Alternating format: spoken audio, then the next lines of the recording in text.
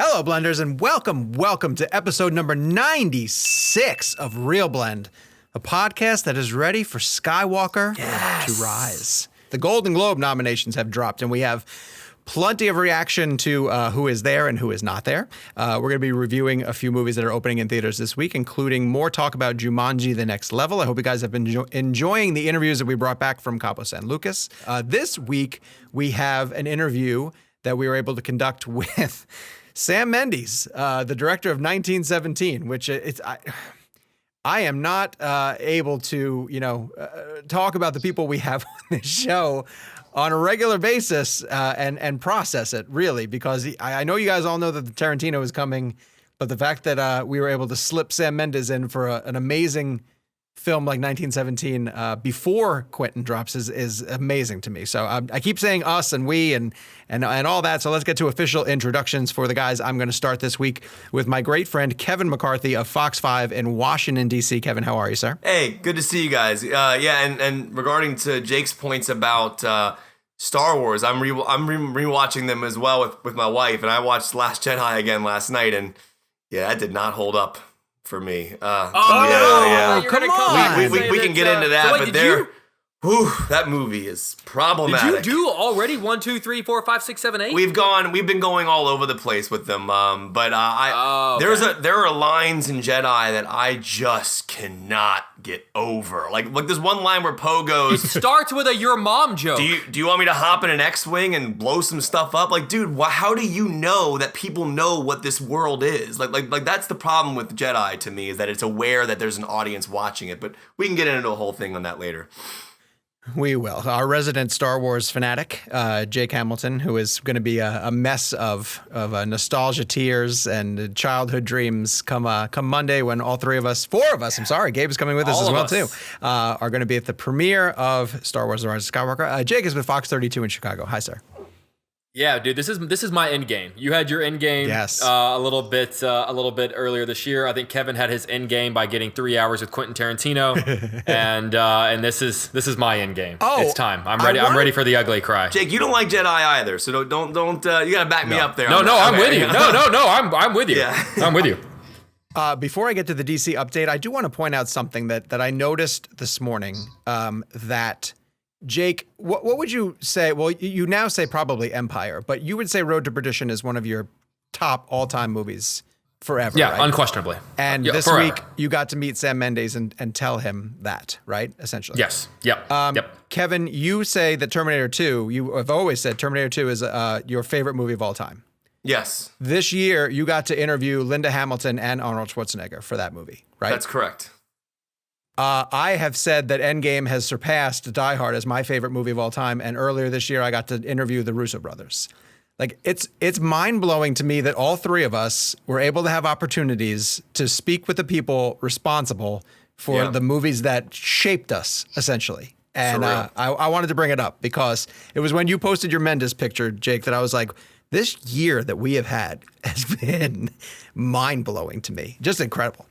Yeah. It's, people often ask about the best part of our job, and I always say it has nothing to do with like the trips or even so much like the flashy celebrity angle of it, as much as it is looking in the face of people who molded us in a way and just saying thank you, man. I can't tell you how many times, whether it was John Williams or Spielberg or Sam Mendes yesterday, just being able to say thank you. I mean, that's the best part of the job. Yeah. All right. And we're going to kick off next year with something really, really special as well, too. And a lot of you guys are going to be part of it. So we've been talking about the fact that for our 100th episode, we're going to do something special in Washington, D.C. And a great number of you guys have been signing up for it, which has been fantastic. We're going to be doing a live recording of episode number 100 for everyone who is able to attend. We have a reservation space at the AMC Georgetown 14. This is going to be taking place on Saturday, January 4th. We have the RSVP page that we've been plugging on the show. It's bit.ly/ReelBlendDC. And now we can officially announce that we're going to be doing the 100th episode in front of everybody. Oh, and we have the new Facebook community page, too, that you can go to Facebook, search for ReelBlend. We have a community page that you guys can participate in. There are details for the meetup there, and the Blenders already are taking over that page and launching film discussion. So similar to what we do here with this us the weekly poll, something that runs on Fridays, and then we bring that conversation to the show. Last week's poll is split exactly kind of where I thought it was going to be. The question was, whose side did you take in Noah Baumbach's film Marriage Story, which is about the separation between two characters, one played by Scarlett Johansson and one played by Adam Driver. Now, the question was a little bit loaded, and we did get flack from some people who said, well, you're not supposed to take a side. You know, like the whole point of the movie is that they're both right, they're both wrong, and choosing a side deflates the purpose. But I think watching the movie, when you put yourself into it, you do sort of, I think, you know, you just sort of naturally gravitate towards, oh, I think this person was a little bit more right than a little bit more wrong. I totally understand why people would say that, like, oh, they both had their reasons and they both, you know, disagreed for different things or tried to make it work or didn't try to make it work. I totally get it. But I kind of wanted to just see where things fell. Jakey, where do you think the audiences landed? Did they side with Nicole, Scarlett Johansson's character, or Charlie, Adam Driver's character? I think it was probably close. I would predict somewhere between and I don't know what the results are. I really don't. I would say it's probably like a 55-45 split, but I'd say more people would lean more so towards Charlie, if anything, just because I think people like Adam Driver more than they like Scarlett Johansson. And I think that's a part of it. Well, it was exactly that type of split. It was 48-52, essentially. Okay. And they did side with Charlie. And again, I know it's difficult to sort of choose a side, but I was kind of putting that out there as a test. People choose sides in relationships all the time. That's a thing. That is a thing that happens. Sure, should we do that when watching Marriage Story? Like, probably not. And the movie does a great job of kind of making sure you know that both people at some point messed up somewhere along the road. But to say, oh, you should not do that, then you're denying human nature. People do that all the time. That is a thing that happens. It is, and I think it sort of shows that. You know, people had a difficult time choosing between which one they were going to go with. And some people, you know, did say in the comments beneath, oh, I would have picked this, but I kind of think that they that they really did walk that line pretty closely. Kevin. Yeah. It's an interesting thing. So I saw the movie in September. I'm just going to take this from a personal angle for a second, because I know you're not asking me which side I fall on, but I do want to comment on it because, and again, it's been since September that I've seen the movie. Correct me if I'm wrong. Adam Driver's character cheats on his wife at some point, correct, in the film? He does, yes. Okay. When I look at that movie, I do agree that it may not be an exact split down the middle of who you could choose which side you're on, but I always sided with Scarlett Johansson's character, only because I felt like her reasoning was valid. I felt like she wasn't, and again, this is what I took away from it, she wasn't able to do what she wanted to do with her life. And It was more about the way Driver's character designed their life, and it was really kind of the show that he was running during the movie. I would heavily argue, in my opinion, that Scarlett Johansson I'd be on her side personally, only because I see that perspective and I understand what she wanted and what she didn't get from the marriage. Also, her husband cheated on her. And I just find that to be it's an interesting question.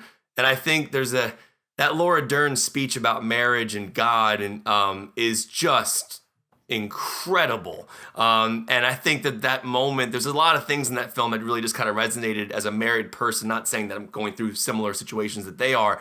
I just found that Scarlett Johansson was the one that I sided with personally. But yeah, and I think that's what's going to happen. I think people are going to see things like, for me, cheating is a deal breaker. You know, like if I see that in a relationship, there's no coming back from that. You know, I don't think there's any kind of excuse you can point to be like, oh, well, that's why you did that sort of thing. So personally, you're right. That's going to take me out of that conversation for real when that happens that way. And also his defense wasn't great. Wasn't his defense like, I could have done it more, but I didn't? Yeah, it's never like I only did it once. Whenever he said that, I was like, dude, like you're not helping yourself right now, man. I will say this. We're all human beings. Both those characters are human beings. People make mistakes. I'm not saying that cheating is something that needs to end a marriage. I just think that in this situation, if you're looking at both sides, I feel like she was the one who was right for the majority of the argument's sake.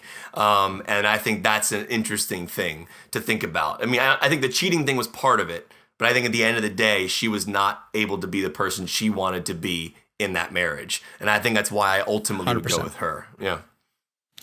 Well, we're going to circle back around to talk a little bit about Marriage Story when we get to the Golden Globes. But before we get to our talking points, we'd like to throw it to this week's interview. And again, we got really far ahead of ourselves with Tarantino in that we were working really hard to make that interview happen, his return to the show.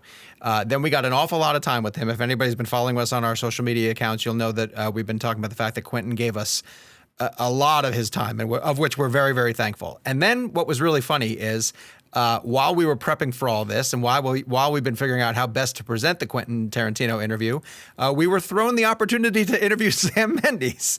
And we had to very quickly pivot. And I headed to Chicago and spent some time at Jake's place. And the two of us got Sam in Chicago. The day after, Kevin actually got him himself in Washington, D.C. He's doing this regional tour. And so, but what was amazing is Universal, who we want to thank right now, specifically reached out to us and said Sam would be a really good fit on your podcast on ReelBlend, especially for this movie, which, while is not completely about the one shot, is a technical achievement. And here we get into a lot of the filmmaking tricks and processes that we'll find very fascinating in this conversation with Sam Mendes. But I want to note that like we really did go out of our way to start with more of the emotional storytelling character bits before we got right into the but Deacons and the one shot kind of thing. We dialed ourselves back About enough. that Deacons, though. Yeah, to keep Sam Mendes engaged. So, without further ado, the ReelBlend interview with 1917 director Sam Mendes.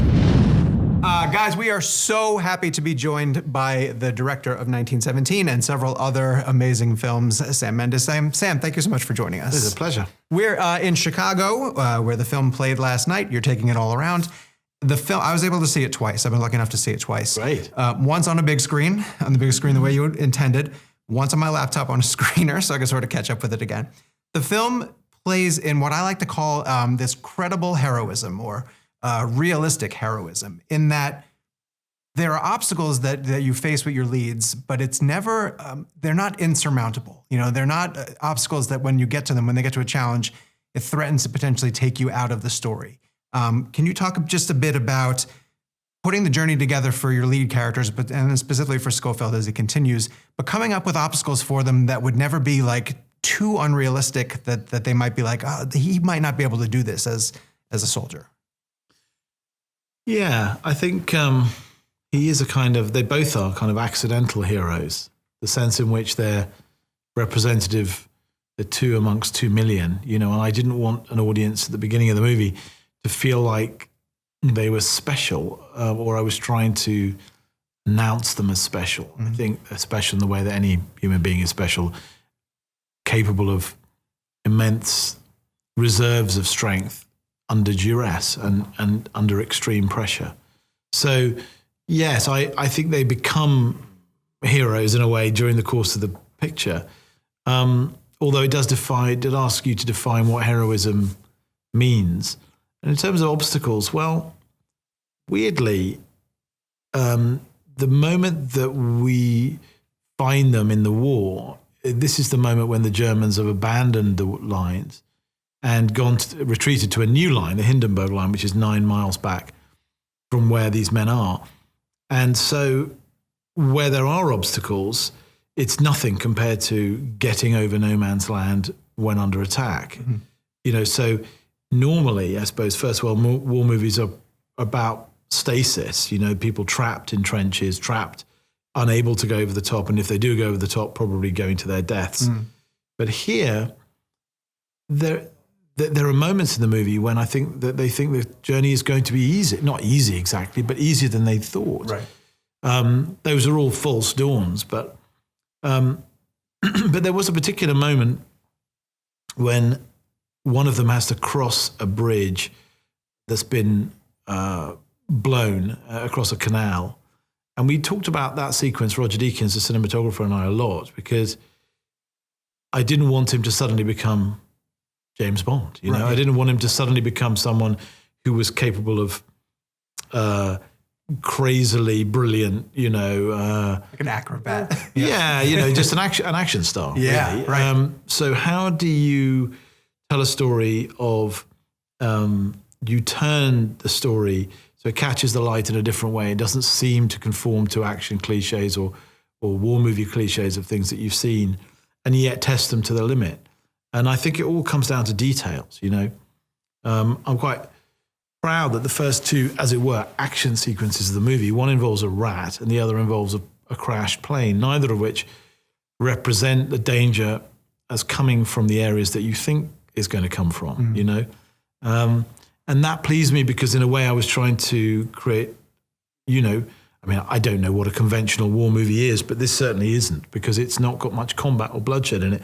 So I was looking for unusual ways for that tension to manifest itself. And so, yes, it was a lot of it was discussing what it was possible for a man, a normal, you know,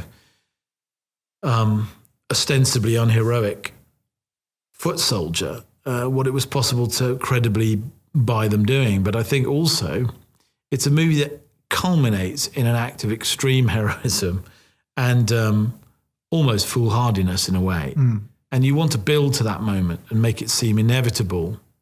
And I think if he's done lots of other things like that, then somehow the climax no longer makes sense. So, you know, and even he himself, when he steps into that environment, when, you know, you'll see, if you see in the trailer, you see him running along the trench front as hundreds of men pour over the top, running at right angles to him. Even he, at the beginning of that journey, can't believe he himself is doing it. You can see it on his face, thinking, what am I doing? Right. This is insane. And yet he somehow has to do it because it's the only way he knows to get the message through. So, yeah, I think it's something that we talked about every day. How do you define, you know, how far can you push these men? Right. You know, for every movie about World War I that I can think of probably 10 movies about World War II. I feel like pop culture, storytellers, filmmakers have just leaned a little bit more toward World War II. And there's a much more definitive villain, I would say, maybe during World War II. Why do you think pop culture, filmmakers, storytellers have leaned more so toward World War II? Well, the center of the movie industry is the United States, and the United States had a presence in World War II. Fair enough. That's really interesting. So I think that is a big part of it. I think you as a culture here associate it with the war much more. Whereas I think in my country, in the UK, weirdly, even though it was an older war, the First World War casts a bigger shadow because it was the death of a generation. So for us, it was a national tragedy on a different scale. And I think you say it absolutely rightly. I think there was a definable villain in World War II. I think, you know, there's no one out there who doesn't think the Nazis are the baddest, you know. But there was a moral conundrum at the center of World War I that was much more of a gray area. You could argue both were in the right. They were both sent to their deaths, both sides sent to their deaths, well, all sides by you know, politicians and generals who knew no better. So I think there's that. And then I think also there's this sense in which the war is a war of paralysis, that actually it's a very static war. Trenches, no man's land, mud, that's it. You know, and for large chunks of the war, that was just it. You know, hundreds of thousands of men died on 200 yards of land.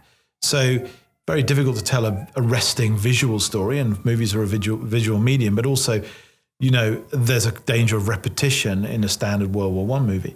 The greatest World War I movies are about the relationship between the generals, you know, who are not on the front and those who were, i.e. Paths of Glory, Grand Illusion, these sorts of movies. But the best movies about other wars, I think now something like Apocalypse Now or Saving Private Ryan are about journeys. And so the task was, the goal was to find a journey within this static war that we could take and would make sense. I'm always interested in the casting of pictures like this. You could take a war picture like this and just populate every single role with recognizable A-list actors, right? You choose to employ your recognizable actors at very strategic points. And it's such an immersive experience, 1917, but you get to the point too where you're like, oh wait, Colin Firth is in this? Yeah. It's Benedict. Is that a concern ever for yours of just for a minute, like you have a famous face now coming up, they might take the audience out of it just a bit in that facial recognition? Yeah. No, I mean, I think but you know, there's a sort of, well, first of all, the reason these people are famous and well known is because they're really good. Sure. And you want the best actors to play the roles, and you trust that a good actor will, you know, you might think, you know, for a second, oh, that's someone I recognize. But then you start listening to what they're saying and you forget about that. Right. This is a pact that you sign with movies on a regular basis, right? Oh, that's Leonardo DiCaprio. Right. Oh, no, he's not Leonardo DiCaprio. He's a guy lost in the wilderness trying to find, you know, revenge is the death of his son. So, you know, that I think it's fine that as long as you do it for a reason. And, when you get to a certain age, if you're any good, you're pretty famous. You know what I mean? As a Colin Firth. I'm not saying loads of Colin Firths out there, but, but I think there was also that sense in which, does you no harm when you're trying to make a movie that's big and ambitious and expensive, and you're asking a studio to let you cast whoever the hell you want as the two leads because they have to be young, and you want a new relationship between the audience and these characters. To have that sort of slight comfort level for a big movie of, you may have to follow these two, but you're going to get a few little special treats on the way. But they're not on the poster or in the trailer. No, that's true. You're not leaning on them. Yeah, no, we're not leaning on them. No. And that was one of the things I said to them, actually. I said, listen, I call them all, directly, and I know most of them. I've worked with most of them before, and I was able to say, listen, I want you to be part of the project because I want you to act in it.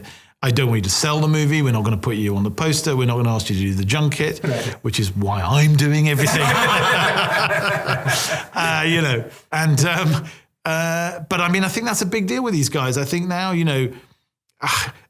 being in the movie is only half the job. They spend a lot of time feeling like the commercial success of the movie is their responsibility. And I think for them, just to come and be actors, and be supporting players in a project that they believe in its entirety, and not feel like they're balancing the whole success or failure of the movie on their shoulders, and that people can say, well, Benedict, he couldn't sell 1917.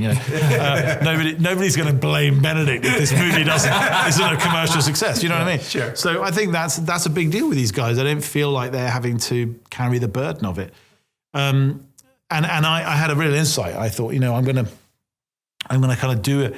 I'm going to cast this movie on the domino theory, which is that if I can get Colin Firth, then I can call Benedict Cumberbatch and say, by the way, Colin's doing one scene, and he'll go, well, if Colin's doing it, maybe I'll do it. And then I can call Andrew Scott. He's sending the message to me. Yeah, and then I can say, Andrew Scott, that actually Colin Firth and Benedict Cumberbatch are doing it. And, so then it becomes a sort of, once you get one of them to say yes, the other ones become progressively easier. That's funny. I love the reasons that you cast marginally unknown actors in the two lead roles. I think it's brilliant. But obviously, on the flip side of that, you've had films that have starred, Tom Hanks and Paul Newman and Kevin Spacey and Jake Gyllenhaal. What roles dictate a movie star, a well-known actor, and what roles dictate someone that's maybe a little bit lesser known? Well, I couldn't have made a Revolutionary Road without Leonardo DiCaprio and Kate Winslet. They're movie stars, and I wanted them to. In a way, the two things came hand in hand, But then as, in supporting roles, I cast the young actor called Michael Shannon, And you're good at casting, you did the same thing with Daniel Craig and Road to Perdition, where you get these supporting actors. And in those roles, you can unlock. So the normal movie would be that a movie like 1917 would be two movie stars, and then the other supporting players would be, would be less famous. And so I've inverted that in this movie.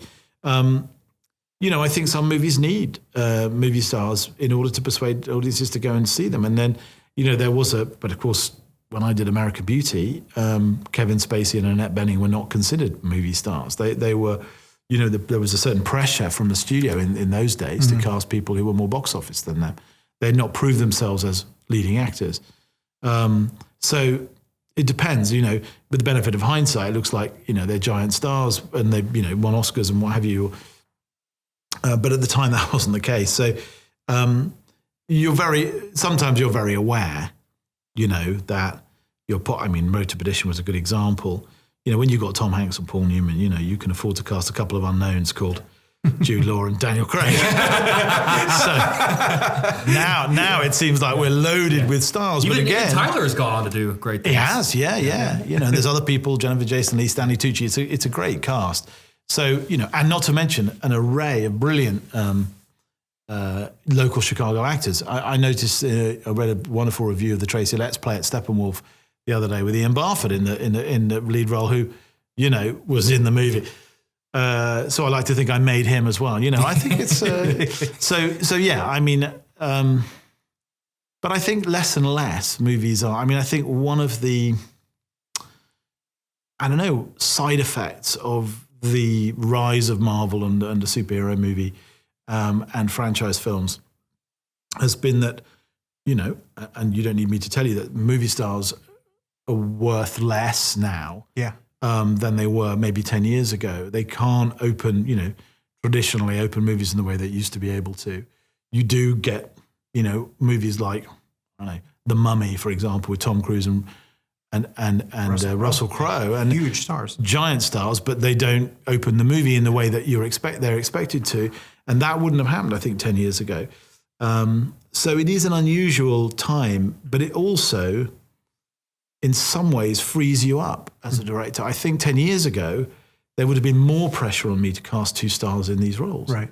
But I think now there's a feeling that, that is not the thing that makes, Life of Pi didn't have movie stars in it. You went to see it because of it felt like you wanted to see that.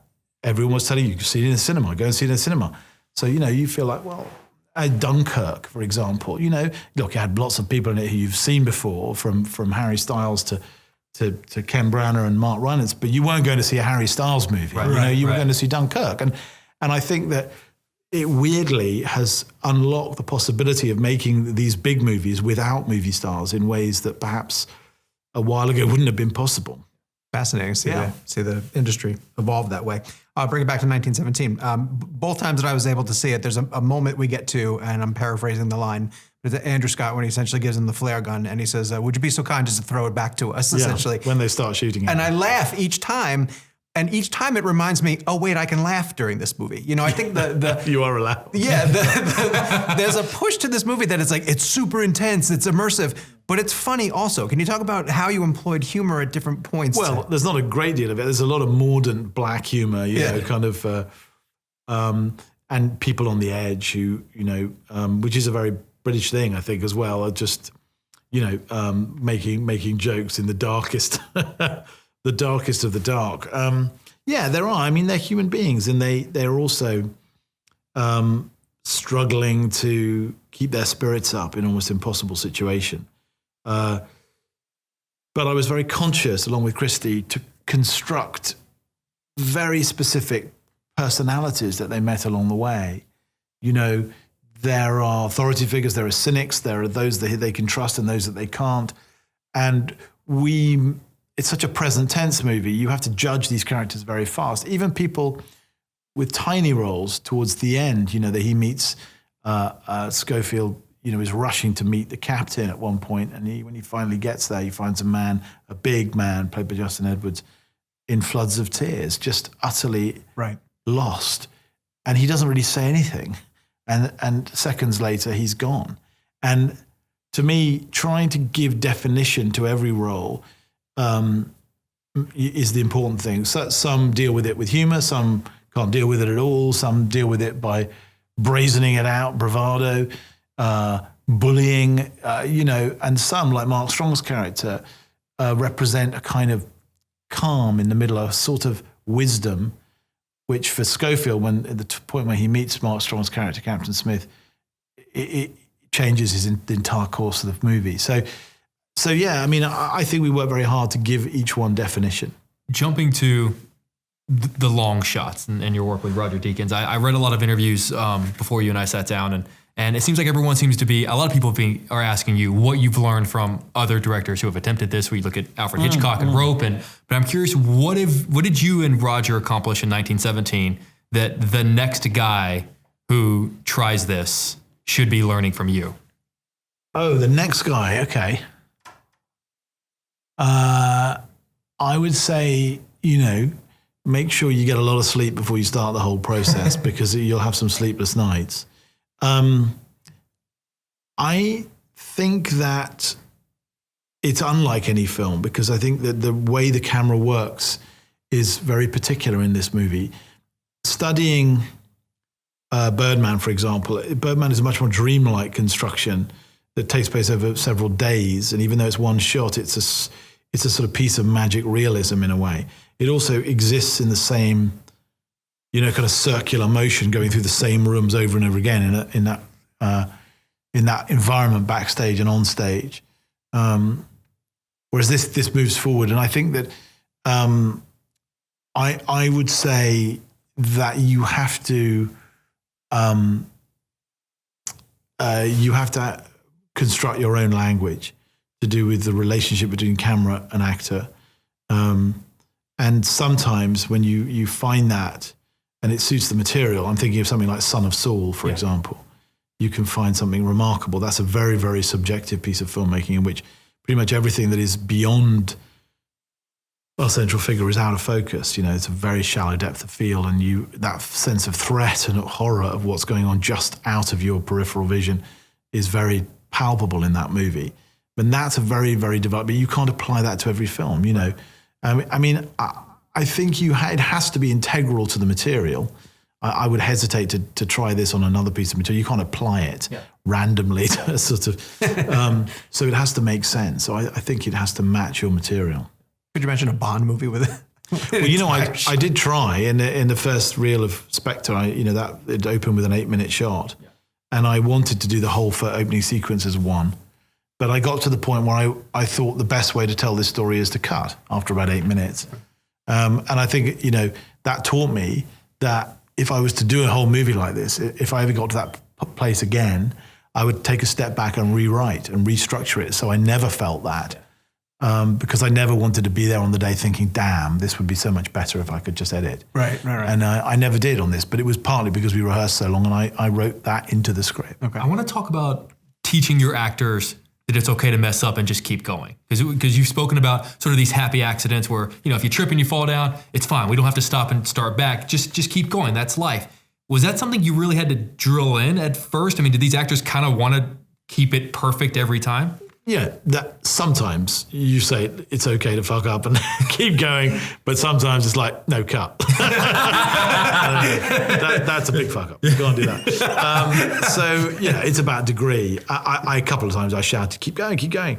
I think it's clear. They sort of instinctively feel like, oh, that's a mistake that my character's made, as opposed to the actor, have made. Oh, do you know what interesting. I mean? So it's just, there's... And line fluffs, I said, don't worry about them because we can deal with that. And sometimes it'll feel, just like a stutter, a natural time or whatever. So it's just a degree. There are times when I had to shout cut and they couldn't hear me because they were half a mile away down a hill somewhere. And they were halfway through the take and it wasn't what I wanted. A lot of the time it's because, let's say the camera's done quite what I wanted, or we lost one of them for a second, or there's been a bump. So I just say cut, and they would just keep going. I would have to sort of send out a messenger to get them to come back. So you have to send a messenger to the messengers. I know. It really felt like that at times because, of course, we had to be out of sight. The crew was over the next hill. Yeah.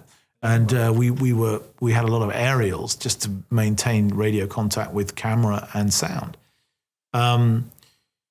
So. Yeah, it's instinct, really. I kind of felt like they would understand the difference between a good mistake and a bad mistake, But it's the whole that you're looking for. Things behave differently. Animals behave differently. Babies, the light changes, the conditions change. Suddenly wind picks up or the sun comes out or, a cloud passes in front of us or whatever it is. That's what you want. You want the feeling. You want this sort of constantly shifting light, and a lot of the time we got what we wanted, but not necessarily when we wanted it. And so that was interesting too, just to watch. There are all sorts of moments in the movie that stuff happens accidentally, which retrospectively seems perfect, like George being knocked over as he's running down the line at the end, which was not planned, I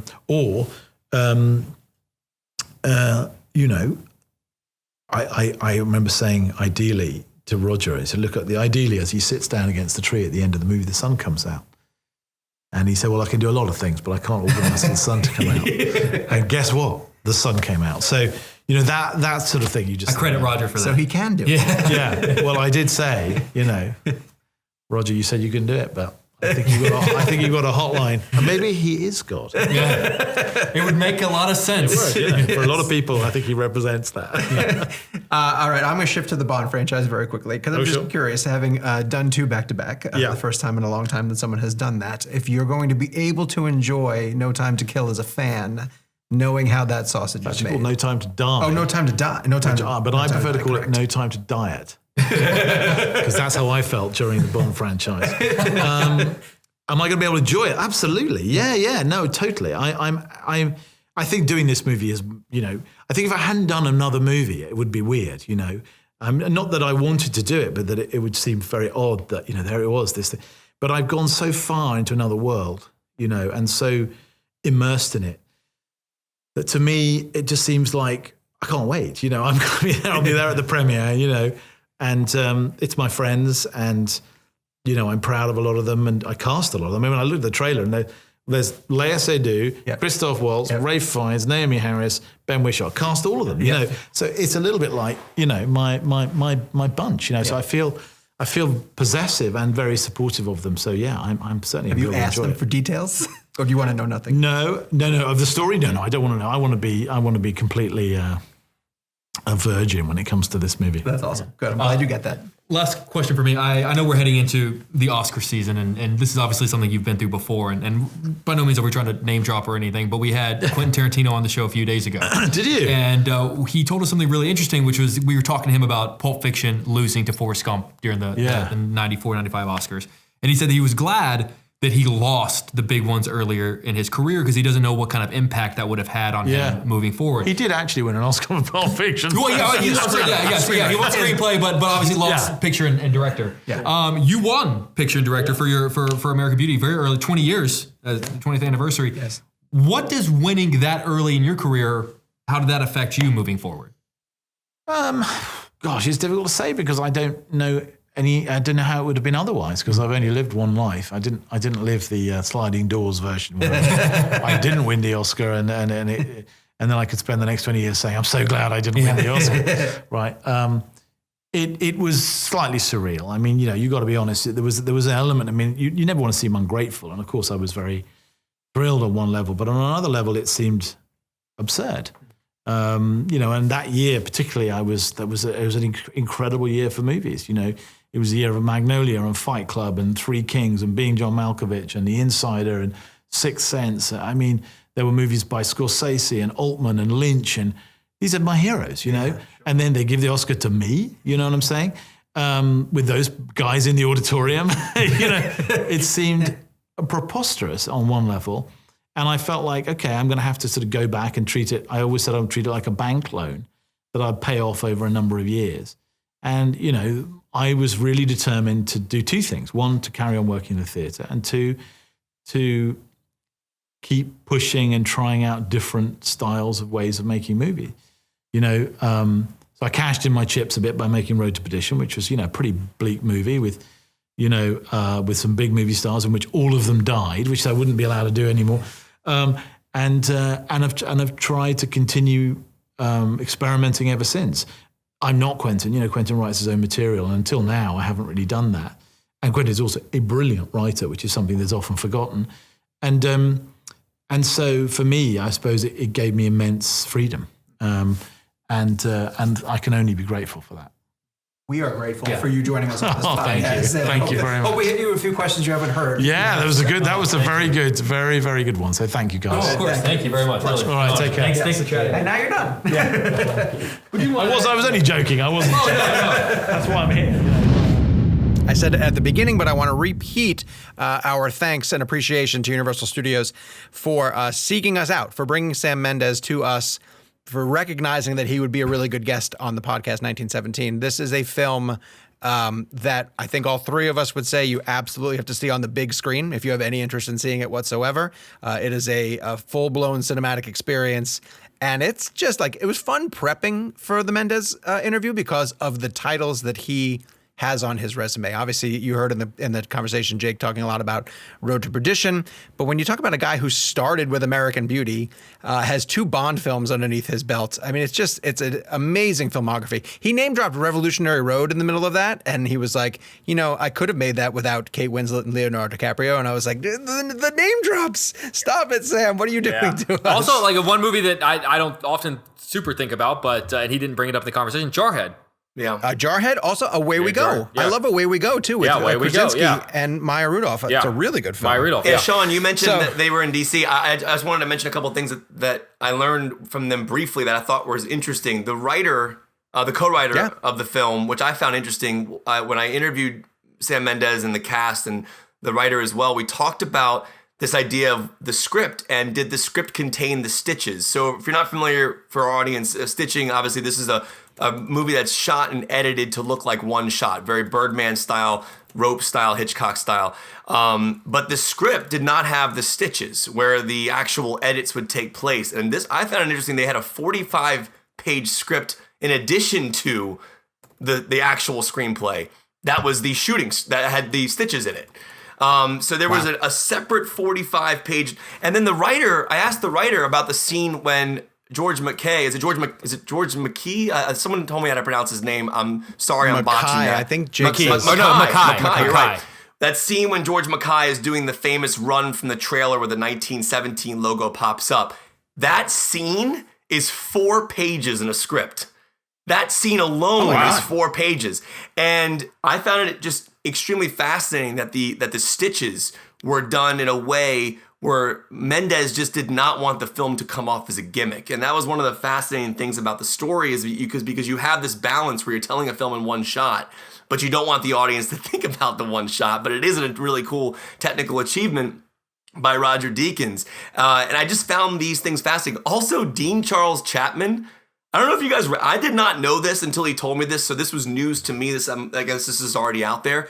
He has not seen season 7 or 8 of Game of Thrones, which blew my mind. Really? So we all remember at the end of season 6, I asked him about that scene when he dives out of the castle, and I wanted to know how they filmed it. And he was telling me these great stories about falling onto like these boxes, having to turn his head right before he hit the box so he didn't break his nose. And he was telling me he did not want to be written off the show. He was actually angry about it. And he goes, I just have not watched season 7 or 8. I'm like, dude, watch 7 at least. Like, 7's a great season. You gotta know how it ends. Watch the whole thing. You gotta know how it ends. 8 was, critically divisive, but could you imagine being on, he played a Lannister earlier on, and then they switched him to, I'm sorry. Wait, well, what did he play earlier on? He was a Stark or something earlier on in the show. He played 2 characters in Game of Thrones. He was a different family in the beginning of the show, and then he became the character he is at the end, towards the end of the show. So he was a different family member at some point early in the show. That guy is a very interesting story. He was also in Blinded by the Light. He's great in that as well. But a lot of interesting things. Sam Mendes is incredible. And if you get a chance, check out some of the behind-the-scenes featurettes about how they did the one-shot stuff. It was pretty wild. But the fact they had a 45-page script just for the shooting is pretty wicked to me. But yeah. Well, you could see it when you see the movie. Yeah. I want to mention that there was a spoiler question that we had in the Sam Mendes interview that we had to pull as Gabe was listening to it. He and I sort of discussed what was revealed in it, and we kind of realized that it won't make sense 100% for people who haven't yet seen the film. And if you heard it before you saw 1917, you might not necessarily want to know this. So keep an eye out on CinemaBlend's YouTube page and on our Twitter feed as well too, because we're going to post that answer as its own little quick part of the conversation. And I think you guys will really appreciate what Mendes had to say about this particular thing after you've seen the film. Clarification on the Dean Charles Chapman thing. He played 2 characters in the show. I'm going to read this directly from Google. It says Dean not only played his main character Tommen, he also played Martin Lannister in 2 episodes back in season 3. So he played 2. Oh. Isn't that wild? Like, it's so crazy to me that he played another character. Who the hell is Martin Lannister? I don't remember. He was in some earlier scenes. I remember Lauren pointing it out to me. But Dean Charles Chapman, one of the lead stars of 1917, played 2 characters in Game of Thrones and has not seen 7 and 8. It blows my mind. Him bowing out of the window is my favorite gif. Dude. It's just one of my favorite gifs of all time. I'll send you a clip of him talking about it. That just the dead dive he takes. Like, it's kind of wicked how they did it. Yeah. That gif is what Gabe wishes he could do right now. All the time. Yes. All right. Golden Globe nominations. We're not gonna go through each category. This isn't officially awards blend, and plus we have a couple other things we need to get to.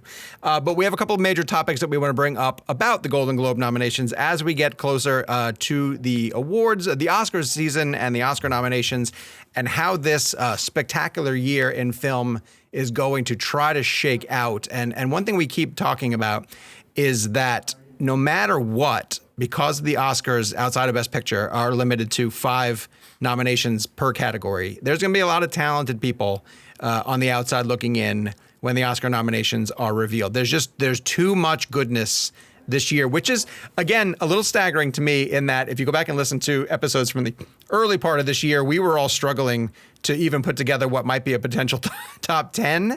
And now it's like a glut of things that I think we all would like to celebrate and appreciate. The one topic that I want to kick off with in terms of the Golden Globes is just Netflix dominating. And again, we got to put the Globes in a perspective of it's 90 members or 89 members of the Hollywood Foreign Press Association. So it's not anybody really necessarily tied to the industry. It's a small group that nominates. They do have a very big and very popular award show in the Golden Globes that airs on NBC.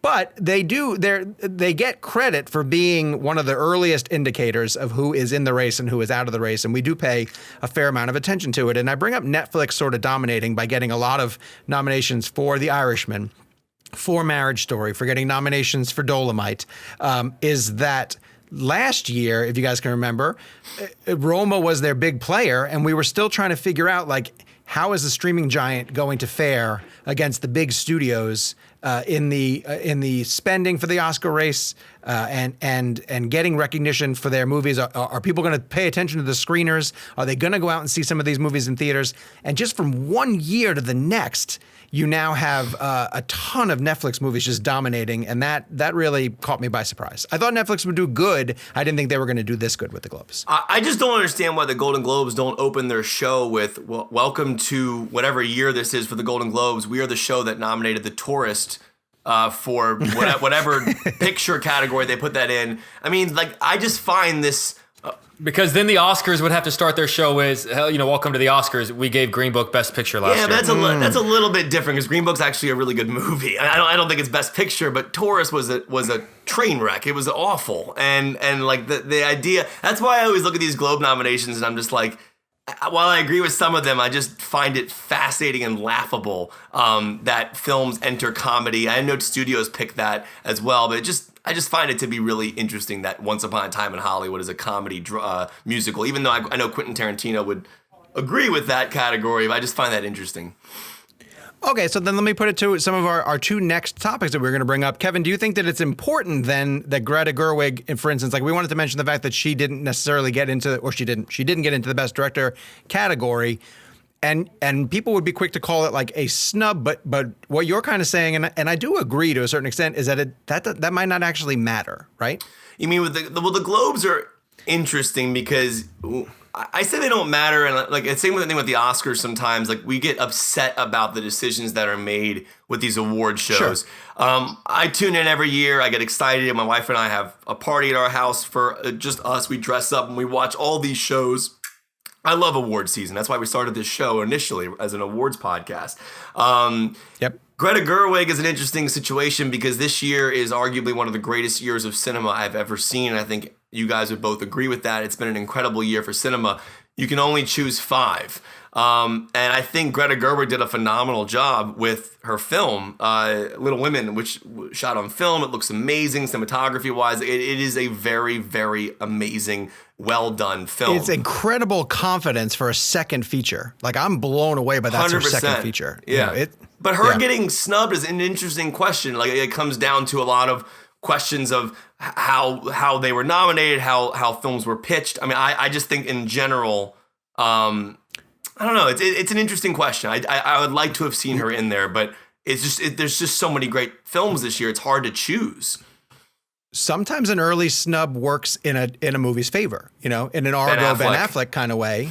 Yeah, exactly. And so maybe the Academy then turns around and says, oh, Little Women deserved a lot more recognition. Yeah, because if there's that much uproar over a movie not getting nominated, then the Academy is going to go, oh, maybe I should pop that screener in. If that many people are ticked off that this movie didn't get nominated, I should at least give it a shot. All right, but Jake, I want to bring it to the next point then, because you would argue that the Joker and Todd Phillips did get a boost by their Globe nominations.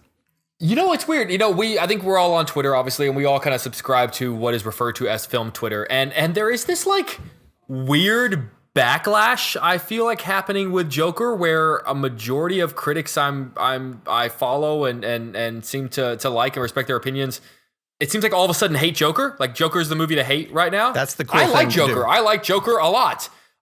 So there seemed to be this uproar over how much love the Golden Globes gave it, but I think Todd Phillips getting that director nomination legitimized it in the eyes of the Academy, and I think it made it. I mean, don't forget it kind of kicked off the award season with that, was it Venice? Venice, yeah. That it won? Yep. I mean, Golden Lion in it's Venice. it's been on the radar for quite some time. What I don't understand is how it's sort of become this season's Green Book, where it's winning stuff or being nominated for stuff, and people are going, "Oh God, no, why?" I mean, I don't quite understand when that happened.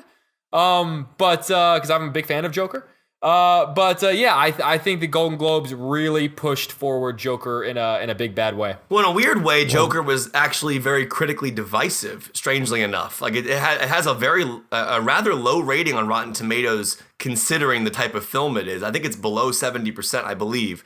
It is an interesting thing, right? Because Joker made $1 billion. Now, is it too popular? Is it too successful to run in the Oscar race? And it is one of those weird things. But in reality, while we all love Joker, it was very critically divisive. I mean, there were people who absolutely hated that film. I don't think it was universally loved or liked. So I do find it. But so much so that it would really tick people off that much if it. Well, I mean, like if Joaquin, like I've seen people that are claiming that they're going to be outraged if Joaquin Phoenix wins Best Actor, and I'm going with that performance, you're going to be upset if that performance wins Best Actor. Well, there's something Ryan Johnson said recently. I think it was actually in our podcast interview where he talks about online film discussions and how small of a fraction of people that is.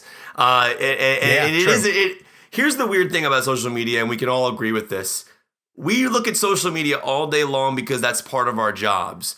You have to think about for a second, though, because everything on social media, it seems immediate, it seems important, it seems legit. But at the end of the day, that's a very small fraction of the world that is on that platform. I mean, yes, there's so true. A lot of people on there, don't get me wrong. But Ryan Johnson talks a lot about this idea that is just a little portion of fandom. And while I don't love The Last Jedi, I admired Ryan Johnson talking about this idea that you had... that's what I wanted to say. This is something I want to say. I was driving home from work today, and this is something I was really thinking about a lot on the way home. Look at Knives Out. Like, I am blown away that a filmmaker could come back from what he went through on Jedi and come back with a film like that. And as somebody who deals with anxiety and depression and things in my own life, and we read comments and it throws our day a certain way, I find it interesting that he took all of that hatred and still got up and made this phenomenal film, and now the movie's being celebrated. It got Golden Globe nominations, and I think to myself, and I look at that situation, and I go, how the heck did you wake up one morning and decide, I'm going to keep going as a filmmaker? How am I not going to let this take me down? And I thought about Jake's comments just now about Joker. These are very small, minimal fractions of people that we follow that do speak with a loud voice towards us because it does appear that way. And I just find that to be such an interesting perspective about how much we weigh social media and how much we look at things and go, this is gospel. This is definitely the way film Twitter is saying this. Look at Captain Marvel. That movie was destroyed by people before it even came out. So much so that Rotten Tomatoes before they even saw it. Yep. And Rotten Tomatoes had to change their platform because of audience reviews. And then look how much money the movie made. And so I just think that these are things that I am so guilty of looking at Twitter and thinking that is the way the world thinks and thinking that's the way the world is. And I just think it's an interesting thing to think about these days. If you think about that, just think about how small a fraction of people that is. That's all I want to say. And also keep in mind that small fraction of people doesn't vote for the Oscars. Exactly. Think about that. So these people that are screaming these things and saying what's going to win and what's not going to win, and it's not going to be this movie and it's going to be that person. They aren't Academy members. And to Jake's point, so it doesn't matter. To Jake's point, were we seeing anybody on our timeline when the Oscars happened last year saying, please let Green Book win Best Picture? I don't think I saw a single individual saying that.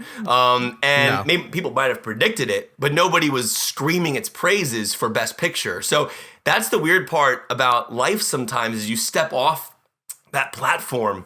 There are so many other people out there in the world who are not contributing to this conversation that we have no idea about. And that is truly mind-blowing to me, in my opinion. And one really interesting point I want to bring up that sort of builds off of what you guys are saying here is think about Todd Phillips for a second. This is a guy who released a movie in Joker, and it gets lauded at the Venice Film Festival. It wins Golden Lion. And now we're in a point of the conversation where not everybody, social media is telling the world that Joker is shit. It's the same movie, right? Like nothing has changed. Right. How do you even deal with the fact that something that you gave out to some people in September and they told you it was amazing, that now we're into December and people can tell you that the exact same movie that you did and then nothing has been altered on it is not a good movie. Like that seesaw, I think, would kill me as a creative person. But once something's popular, that's what happens. And going back to the whole discussion of Joker and Golden Globes, I think Joker is, first of all, I don't think anyone was surprised it was nominated. Were they really surprised that movie was nominated? I mean, Joaquin Phoenix delivers one of the best performances in the year. I'm happy Todd Phillips got in. I actually think that Joaquin could win at this moment. I do want to mention something that I found fascinating was the Globes did not nominate Sandler. And that's something that really bothered me. And it goes to a point that I've texted you guys a lot about the idea of the Academy and award shows not taking someone seriously who comes from a comedic background like that. But you say that, but like Robin Williams won an Oscar. He won an Oscar. There are a lot of comedians. Robin Williams won an Oscar for what and when? Good Will Hunting, supporting actor, right. 98. For serious movies. Did they give him an Oscar for Aladdin? Did they give him an Oscar for Dead Poets Society? Or Doubtfire. So my point about like this situation is Robin Williams is a much more serious actor than Sandler has ever been. Williams had a track, a filmography of serious roles. I don't even know that I would stamp. Okay, then maybe a better comparison is Tom Hanks, because by the time he did Philadelphia, he really had just done a decade of comedy work and a sitcom. Sure. I mean, I would argue so that would be an example of them giving a comedy guy. I mean, now we know him as a dramatic guy, but that would be an example of giving a comedy guy an Oscar. But Tom Hanks wasn't making Happy Gilmore, Little Nicky. He wasn't making Billy Elliot or Billy Madison. I just feel like Sandler is in. Okay, then how do you? Okay, then on the flip side of this, how do you? Is it you're just saying his movies have been so bad in the past, bad in quotations? Okay, because how do you attribute the fact that J-Lo is going to get an Oscar nomination? Well, J-Lo and J-Lo's performance is not that great. Well, J-Lo, that's obviously campaigning. Clearly, I mean, you can campaign anyone. I mean, so do you think if Sandler were out there more shaking hands and kissing babies, that he'd get an Oscar nomination? Dude, Shakespeare in Love beat Saving Private Ryan because of the campaign. I know, but that's a completely different argument. I'm asking, like, you're talking about how someone's past can have an effect on whether or not they get awards consideration. But J-Lo is about to be Academy Award nominee, J-Lo, and she has just as much of a. I mean, she's the star of Gigli. But J-Lo actually has a really good dramatic past. Out of Sight was incredible. I think she's done some good dramatic work. Yeah, but so has Sandler. See, I feel like this is a different situation. I feel like I feel like Sandler is not. Jennifer Lopez, I feel like, has a much different situation than Adam Sandler. Adam Sandler is known as a comedian who wrote records with farts and jokes and all these things. He's always been that raunchy comedian guy. And I think that obviously PTA did a brilliant work with him on Punch Drunk Love, tapped into that dramatic angle. He did some good dramatic work in the movie Click, which I didn't love, but I thought he was great in it.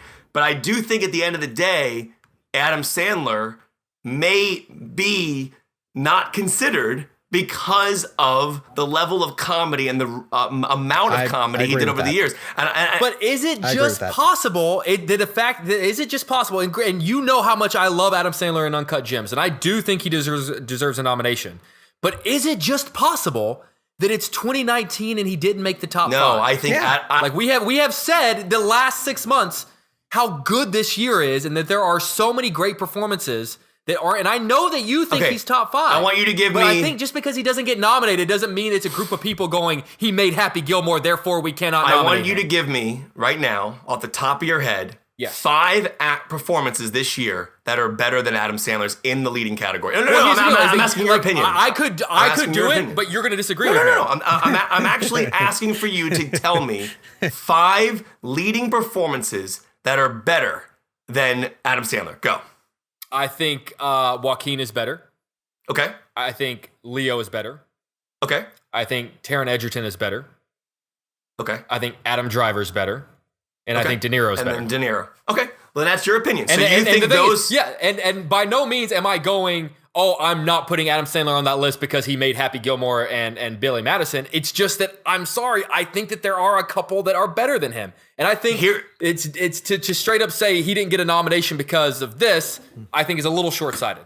One thing I'll say before we move on. My point is, when I saw Uncut Gems in Toronto in September, and I started telling people that he should be nominated for an Oscar, the general reaction to that comment was, Adam Sandler?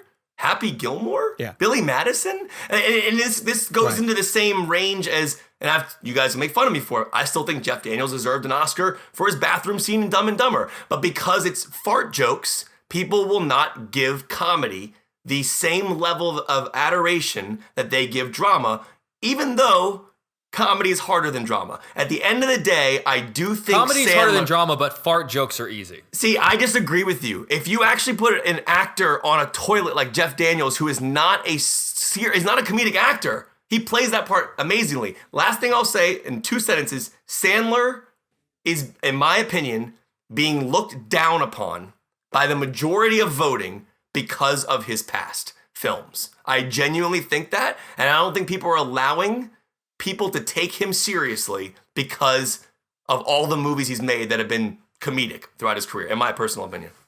I was wondering how long is he going to stretch these sentences? That was 2 sentences, but Was those it? are the 2 sentences. longest ass sentences I've ever heard in my Wait, entire did I life. really stay within 2 sentences for real? Yeah, you did, It yes. was not. I said That's 2 why we were sentences. all sitting here counting you. That's so funny. Kevin has been beating the Adam Sandler drum since September, or since he saw Uncut Gems. He's been beating this one even longer. Lupita Nyong'o for Us getting nominated. Kevin, transition to where you think she's in. Now, she did get a Critics' Choice nomination. She did not get a Globes. Is that correct? She did not get But a then Globe. she did get a SAG. She got a SAG, which makes me really happy. Us is my number 3 movie of the year, and it was my number 1 for a long time.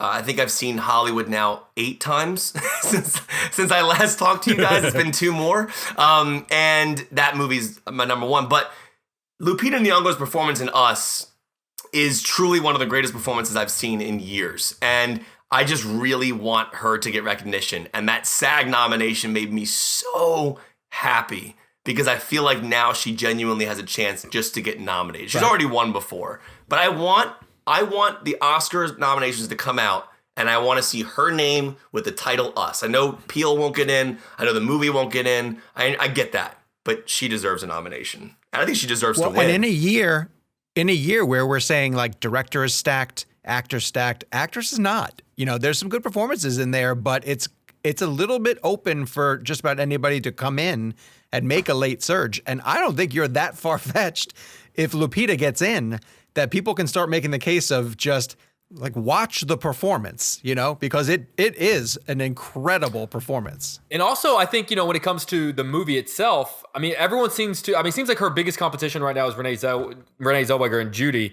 But Or the thing Charlize. that I've heard, or Charlize, but I Scarlett. don't feel like there's as much love for Charlize or See, Scarlett. I'm getting a Theron. I'm getting a Charlize Theron vibe right now as a frontrunner. I just feel like that movie doesn't have. Well, I guess it did get a lot of SAG buzz, so that goes a long way. But my point was going to be is that I think more people like Us as a movie than like Judi as a movie. Everyone likes Renee Zellweger and Judi, but not as many people like the movie itself. And I think the fact that more people like Us could help Lupita a little bit. Yeah, I can see that. But I really do think Charlize Theron has started. That movie's gaining traction. Margot Robbie got in for supporting for Bombshell. She's amazing in the movie. I think that right now, like you said, see, it's funny. Jake brings up Renee Zellweger, and I would have agreed with him had we been discussing this at TIFF. I'm just not getting a vibe from that one anymore. But from what I've read, I've read, get you're talking nominated. about campaigning. She's been going around and she has been shaking the hands, and she knows how this works. She's been shaking the hands Yeah. and kissing the babies. But sometimes you peak early, sometimes you peak too early. And she came out of Toronto hot, red hot. Ask A Star Is Born. Yeah, exactly. And it's funny. Gaga. It's weird though, because you think about, can you translate box office success and popularity into whether or not someone's going to win? And you go back obviously last year with The Wife, when we all thought Glenn Close was going to win. No one saw The Wife. It ended up losing to Olivia Colman for The Favorite. I don't know how well The Favorite did at the box office, but say that no one saw The Favorite. Yeah, it's an interesting thing, right? I mean, like right now, I feel like no one's talking about Judy Garland's that movie at the moment. I think, but it's also a product of where we are in the year, what's being released. Bombshell's about to come out. But then Lupita's coming back into the conversation, which makes me really happy. So it's really one of those things where at the end of the day, there's no way to even justify a prediction on this stuff, because it really comes down to people voting that we don't know what their decisions are going to be. And like, we're all going to be surprised, just like we were on Oscar night last year. I just hope that some of these surprises are in favor of things that we genuinely love.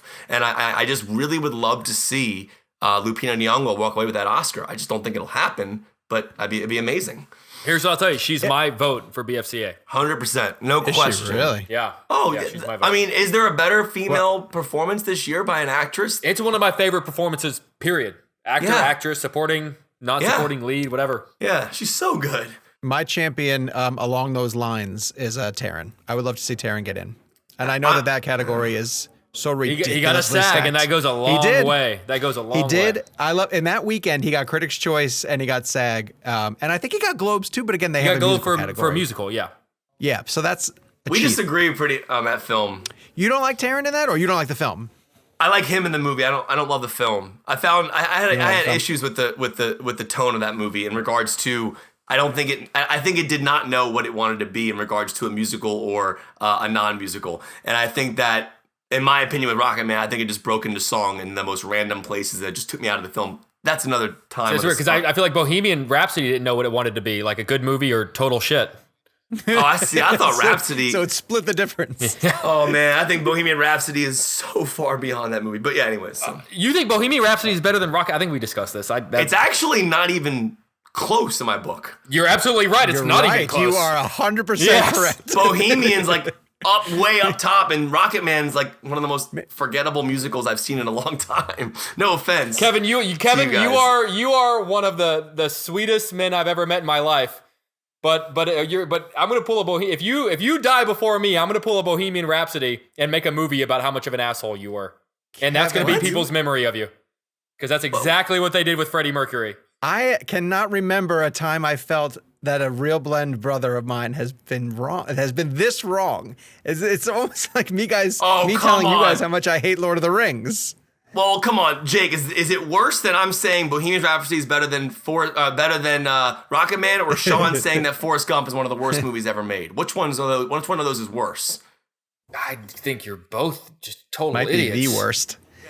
You did say something really interesting before we started as we were prepping Globe's conversation. You think De Niro might be done or is in danger of being done. And that seems a very swift verdict based on just a few nominations coming out, because The Irishman is still overperforming. It's a juggernaut. Yes. I mean, for me, him not getting the SAG for Best Actor, it was kind of the nail in the coffin. It was kind of a bummer that he didn't get Globes. But okay, you could miss one of the major ones. He got Critics' Choice, but we also nominate 84 people in each category, so that I don't think that means as much, if I'm being honest. Fair. Shout out to the BFCA. But I think him not being voted in by his fellow actors, the actors that make up a majority of the voting category, I think that says a lot. And I think, unfortunately, there's just so much attention being paid to Pesci and Pacino that I think De Niro is kind of being forgotten about, and Best Actor is so stacked. And unfortunately, it's also, I mean, Pesci's performance was quiet, but it's getting a lot of attention for how quiet it was because he is known for being so loud. I think De Niro's performance is just maybe just a little, in a year where, you know, you've got the clip of Adam Driver screaming at Scarlett Johansson, and then you've got the very showy Joaquin Phoenix performance in Joker, in a group of very showy actor performances, Taron Egerton in all the wild costumes. I just unfortunately feel like De Niro is just a little too low-key an Irishman for people. And he's So not going to be interesting, 'cause anyone's he's the number soul two, of that 1, 2, or picture. 3. He's He the is. soul I agree of with that you. picture. And I think the last act, we've all said, is some of his best work, but I just don't think it's showy enough. And it's not. You need to be people's 1, 2, or 3 choice, and I don't think he is. And that's the biggest problem I have with something like the Oscars and the award season is that while De Niro might not have a clip you could toss to that shows his brilliance, like I feel like that is a problem because the movie's 3.5 hours. He carries that entire film in his eyes, and his performance is brilliant. But to Jake's point about the showiness of it, that is unbelievable to me that would even be, which is probably Jake's probably right, that there's nothing showy about the performance into a point where you can't even nominate him because there's no clip you can toss to because you can't encapsulate that performance in 15, 20 seconds. It's not possible. And I just find it But with the frustrating. SAG nominations, Jake's really right though. Like actors should recognize what he's doing, right? Like it's How do okay they for us to not? almost overlook what he's doing. Yeah, I know. That's. I mean, what and like, can't and don't get me wrong, I loved Christian Bale in Ford versus Ferrari, but I was happy think about that. De Niro acts circles around Christian Bale. It's interesting. I was really happy that Bale got in. No, I think, was. I like. like Okay, Bale a so then lot. who do we take out? Then who do we take out of best Well, actor? that's the thing. I don't hate anybody in that category, and this is the point we've been making the entire show. Really good people are going to be left out on Oscar morning. Well, the simple answer to that question is remove Taron and add Sandler. I mean, that is a very simple answer to that I'm sorry. question. So I like biopics about singers where the actor actually sings, which unfortunately Rami didn't do. Oh, damn. wow. All right, Kevin, did you hear Clint Eastwood's favorite Michael Douglas and Danny DeVito movie? No. Clint Eastwood has a favorite Michael Douglas and Danny DeVito movie. He talks about it all the time in almost every interview I've seen him do. He brings up how much he loves Richard Jewell on the Nile. How long have you been holding that? That's I really literally good. I came up with it right now to break the tension. All right, That's this week in really movies. good. I find this really funny. People have been lobbying for Terrence Malick's film, A Hidden Life. And I saw a lot of people, again, on the quote-unquote film Twitter, like, when are we going to get to see the new Malick? Like, is the new Malick an awards contender? And then a bunch of these groups nominated, New York, L.A., Critics' Choice, the SAGs, nothing for Hidden Life, nothing for Malick, nothing, just completely overlooked. And then the day after all those nominations came in, I got a package with 3 DVDs, all containing the Terrence Malick film, A Hidden Life. And I was like, hey guys, you're a little bit late because that ship has sailed and now you're getting the movie in people's hands. So I haven't yet seen A Hidden Life. I'm going to assume that you guys have not yet seen the Malick film. I have not, but I'm also, and I'm sure film Twitter will come at me with pitchforks, but I'm just not a Malick guy, man. Malick doesn't really do it for me. I think a lot of his work is like visually beautiful, and I respect the craft of it, but his movies do nothing for me. Yeah, I agree with that 100%. Black Christmas, the horror movie Black Christmas, that opens this week. Anyone? All right, I know we all saw Jumanji: The Next Level. Well, Kevin and I have seen it. Kevin, Jumanji: The Next Level. What's your take on that one? Quick, liked it. I thought it was fine. I think the first one was better. I think this one has some great moments. I think Sean and I were texting about Kevin Hart and anytime he does Danny Glover, it just kills. Those scenes are hilarious. Those are the best scenes in the film. I found the film to be just a bit anticlimactic. It just didn't deliver. The first one felt special. I liked being taken into a video game world and messing with the idea of a video game where you have multiple lives, you die, you fall back down. And I think that there are moments in this movie that I enjoyed watching these actors do these performances. But at the end of the day, I didn't think any of the action was memorable. And I just found Kevin Hart's performance as Danny Glover to really be the best part of that film. Also, Karen Gillan is incredible. She has a great action scene in the movie. It's not bad. It's actually just fine. No. And if you went and saw it with your family, you're gonna walk out and go, "Cool, that was fun." But it's not anything mind-bending or mind-blowing. But it's fine. All right, we're gonna shift to Richard Jewell, a movie that I Sean, your thoughts? Disliked. Oh, I agree 100%. I mean, I agree with everything that you said. I'd give it a 3 out of 5.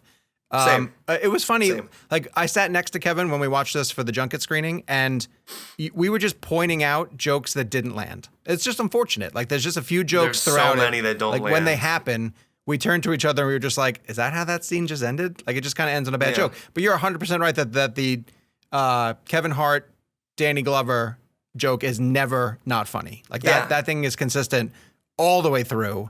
And but you brought up such a great point when we interviewed Jay Kasdan, and I think he gave a good answer to it. But the honest answer is, do you make a sequel because you have a great idea, or did you make a sequel because your other movie was super successful and you had to hit a release date? And he played the line of like, oh, I know the difference between the two and I can balance them. Jumanji: The Next Level was made because the first one did really, really well. Yeah, and did we tell Jake and Gabe about when Jake Kasdan showed us the director's cut of the movie?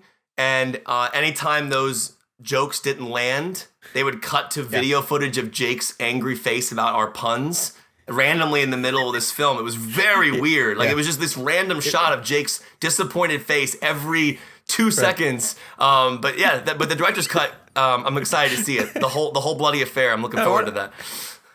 I almost wish we had a visual element to this show, because I know we did back in the day. I want to go to Richard Jewell. This is a movie that I don't know what you guys think of it. You both did the junket, and we have not discussed the film in general, but I watched it on a screener, and I thought it was terrible. I thought it was really, really bad. And it's funny, like Clint can be hit and miss with me.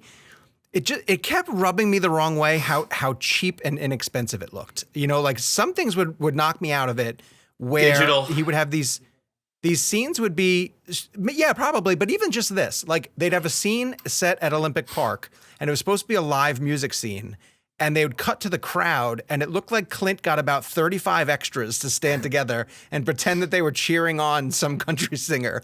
And it looked so phony to me. Like Richard Jewell is supposed to be like running around, trying to prevent this bomb or see what's going on. And it just always looked like they shot it with the bare necessities to pull it off. It never looked like a film to me. And Kevin, maybe you're right. Maybe it is just the digital versus film separation that took me out of it. But I just never felt that like anyone's heart was in it. Olivia Wilde she's playing a gonzo journalist character who feels like she's in a completely different movie.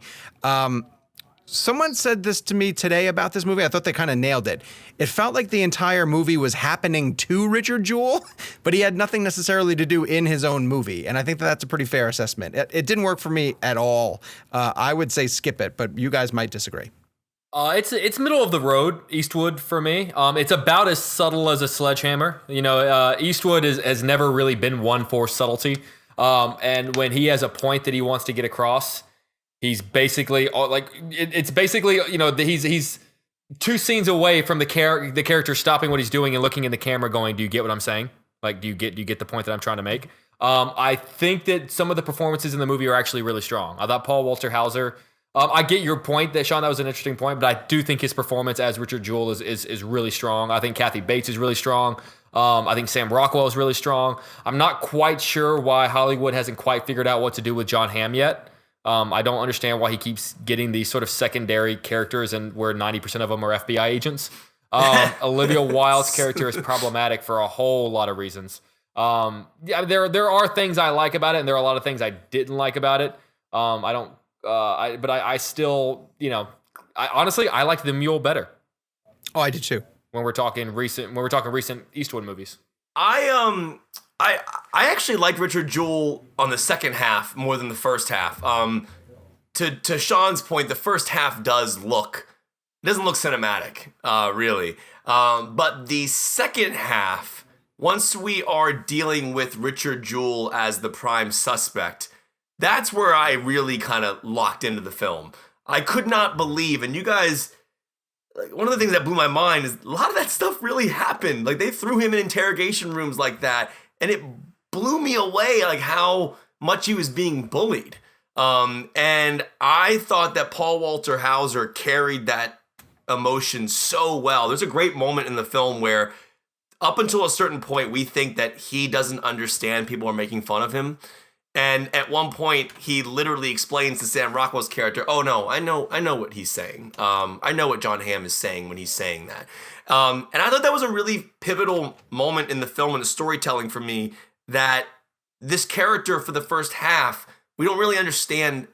We don't really know what he's going through. And it's that little moment that was so jarring to me that put me in a position where this guy knows what's going on and he knows what he has to do. And I think him and Kathy Bates and Rockwell, those performances are so damn good that I recommend it, because I think the second half of the film really delivers. The first half, I agree with Sean on. It's not a great film, but I thought it was a decently good film, and I think that you put aside 1517 in Paris, which I didn't like at all, actually. I liked it better than The Mule. It's nowhere near Mystic River. It's nowhere near classic Unforgiven Eastwood type movies, but I don't think what's his last great movie?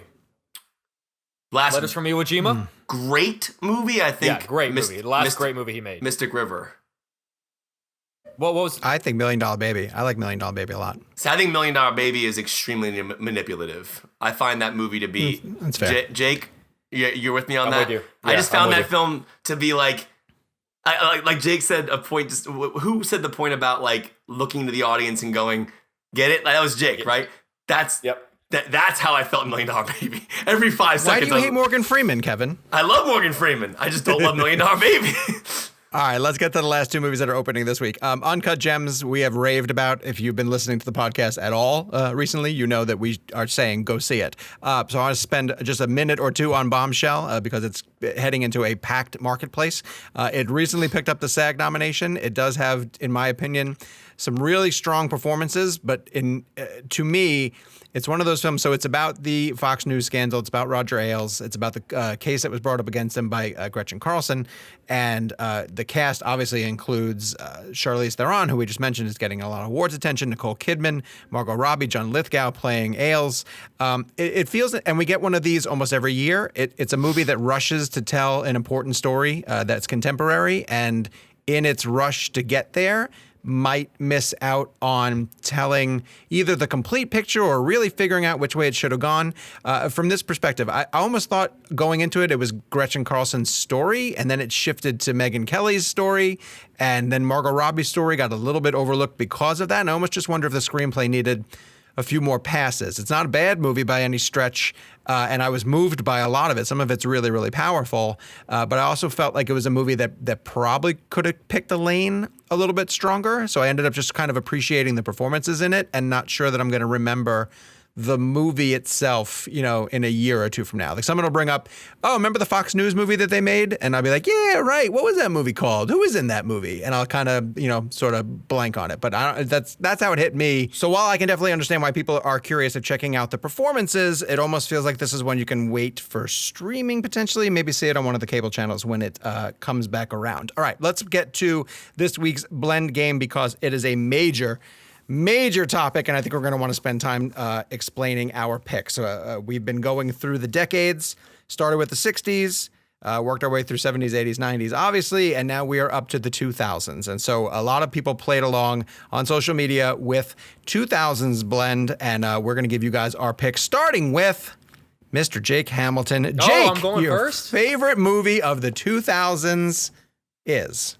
Look, this is probably going to be the biggest difference between, where we really have to differentiate favorite and best, because I get that there are some truly great movies that came out this decade.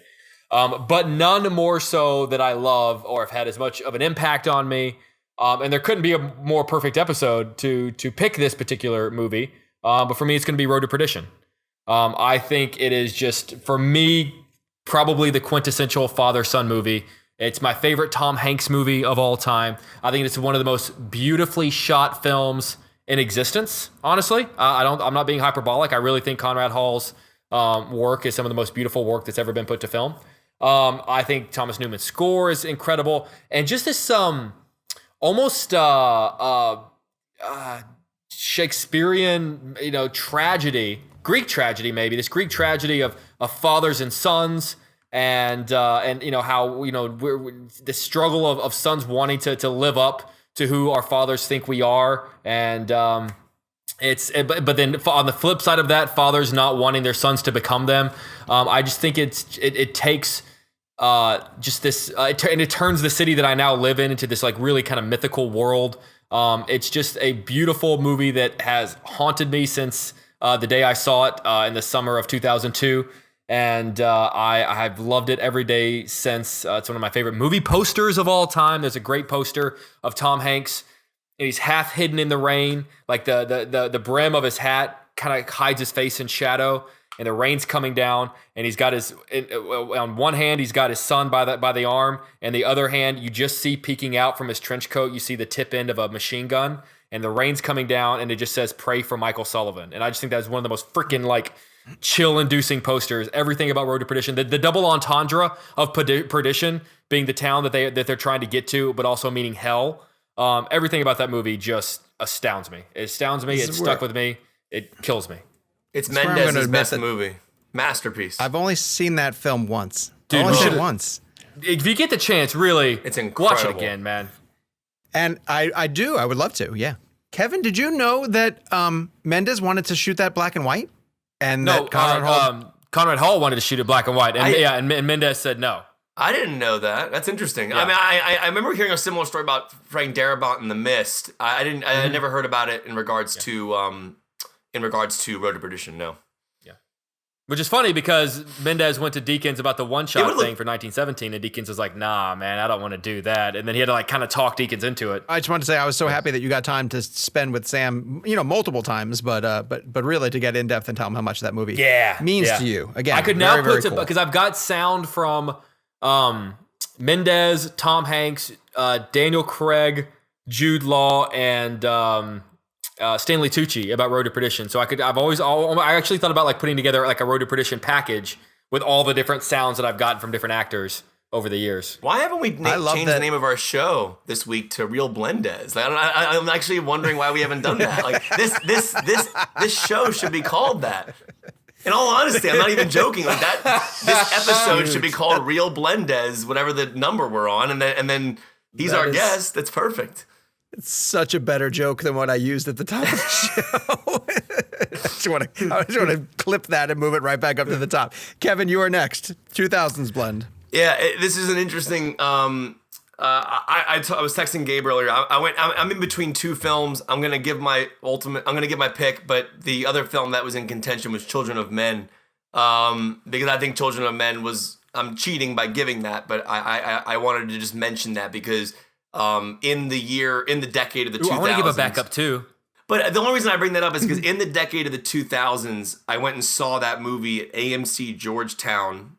Which is ironic. Hey. I know. It's funny. Hey. And it was playing, it was like a limited release film, if I remember correctly, and I had to go to Georgetown to see it. And I just will never forget that experience, and that would have been my pick. But because we're going with favorite, I actually think I would give Children of Men the best if I was choosing best of the decade. Sure. Now, looking at favorite, I can't not choose Kill Bill because of what it did to me as a film fan, what it did to my life. I mean, the full circle scope of how that movie has changed my life in a weird way is just the reason why we play this game, right? I mean, I always think of Sean talking about, "Oh brother, where art thou?" and things that are effective based on what he did, and where he was with his wife, and when they saw it. Kill Bill has an 18, 19 year track record with my life. That and it's been a big deal, so much so that I got a tattoo of it recently. But when I first started my journey with Kill Bill, and I'm considering Kill Bill one film for this part of the discussion. I've been waiting to break in and ask you which one. I know, but if I'm in all honesty, I'm choosing Kill Bill, the whole bloody affair. And you're allowed. And I won't dive into this now because you're going to hear the whole explanation of it in our Tarantino interview when I re-explain what that movie means to me. But when I first saw it, it changed everything in regards to I just went back and started watching old Kung Fu films. I ended up buying a Japanese version of the DVD just so I could watch the full color scene of House of Blue Leaves, and I'll tease ahead. Hey, remember when you told Quentin Tarantino that? But Kevin, can I ask you one question though? What is it about the movie though? Is it the character of the bride? Is it the style? Is it the dialogue? What is it about Kill Bill that gets you? It's everything from the bride's character to the cinematography. Like, there's something about the way this is gonna sound random. The way Serial looks in that movie. There's a moment when she's fighting Vivica A. Fox in her house, and the kid comes home from school, and she's making like lunch or breakfast for her daughter, and there's just something random about the way the wagon pulls up, and just the way those shots were done. The reason why that film hits me is because there's something about Uma's performance that is genuinely brilliant, if you think about it. I bring up the Serial and I bring up that house fight because if you think about that scene, she goes into that moment as somebody who's seeking revenge. The daughter comes home, and the emotional weight of what that character, Beatrix Kiddo, has to deal with in that moment of, I'm here to seek revenge and kill this person, but I also don't want to do it in front of her kid. And I feel like that movie was such it blended these really random things where you would have a character who would actually stop to think about how she was going to commit her revenge. And she actually stayed in a lane where she was going to be respectful in that moment and not kill Vivica A. Fox in front of her daughter, but that obviously plays out differently. The scope of that story, the nonlinear storytelling, the use of black and white, the wedding sequence, the dialogue, Carradine's Superman speech, the five-finger death punch, whatever you want to call that takes out Carradine. There was just something special about these weird, like, think about that moment with Carradine at the end of quote unquote volume 2, whatever you want to call it. But think about that scene. She walks into that house, she tucks her daughter in and lets her fall asleep before going outside and killing David Carradine. That is like just the way she operated these scenes, the way Tarantino put us in these moments, the buck sequence with the head in the door, the moving of the feet sequence, the animation sequence back to the whole scope of that movie, it just spoke to me from a passionate filmmaker. I felt like Quentin Tarantino was coming through that movie in regards to his passion for this subject, passion for the revenge element of it. I love the Star Trek quote at the beginning, the Klingon proverb, revenge is a dish best served cold. And just the movie just spoke to me. I'm not saying it's my favorite Tarantino movie, but because, and I'll end with this, and you'll hear it in the Tarantino interview, why I say it lasted me 19 years, I recently went to Japan, and Lauren took me to Gonpachi, which is the inspiration for the House of Blue Leaves, especially the staircase, and she wore my Okinawa shirt that came with my Kill Bill DVD that I bought back in college, and she wore it in Okinawa. Just like the journey of that film, I took Japanese because of it. I almost went to Japan and taught English in a JET program because of Kill Bill. It just had a lot to do with my life, and it's not my favorite movie of all time, but that journey of that movie came out at a time in my life where it's affected me in multiple ways, even into my 35-year-old day today. That's why I love that movie. Nice. All right, good. That is the personal answer. Oh, more the score, the fighting, the House of Blue Leaves, the garden hose blood squirting. It's awesome. The Decades episodes tend to bring out the really personal answers from all of us, and that's what I love about them. I think they're fantastic. I'm actually going to be really sad when this little saga that we've been doing is coming to an end. We have one more, and we're going to be doing it on our 100th episode with all of you, and that's going to be really, really cool. Okay, I get to wrap it up. My runner-up would have been WALL-E, because WALL-E is one of the most... I also want to give my runner-up at once. Go ahead, what's your runner-up? What's your runner-up? Almost Famous. Well, my pick is Almost Famous. My pick is Almost Famous. My pick is Almost Famous. Almost Famous. I genuinely didn't know that. I did not know that. Yeah, no. Okay, so now I can actually say I'm stunned neither of you picked The Dark Knight. I just assumed that was going to be a choice. Dark Knight was in the back of my head only, and the reasoning I would have given for Dark Knight would have been that was the first time I ever experienced a filmmaker make a feature film that opened up to 70 millimeter IMAX within a feature movie. But it wasn't enough for me to... It wasn't enough weight on me as Kill Bill was. But Dark Knight was actually in my top 5 of choices. So people know, if they pay attention to my social, I play in a band. I play drums now, but growing up I played guitar. My whole life I played guitar. I self-taught, took a couple lessons from a guy, but then he got to a point where I kind of realized he wasn't teaching me anything else anymore, and so I just kept playing on my own. And started a band in high school, played in bands all through college, So I love the musician lifestyle. It's funny I write about movies because I love musicians and music and all that stuff not even more, but that's like a release. Like music becomes like a release because I'm immersed in movie stuff all the time.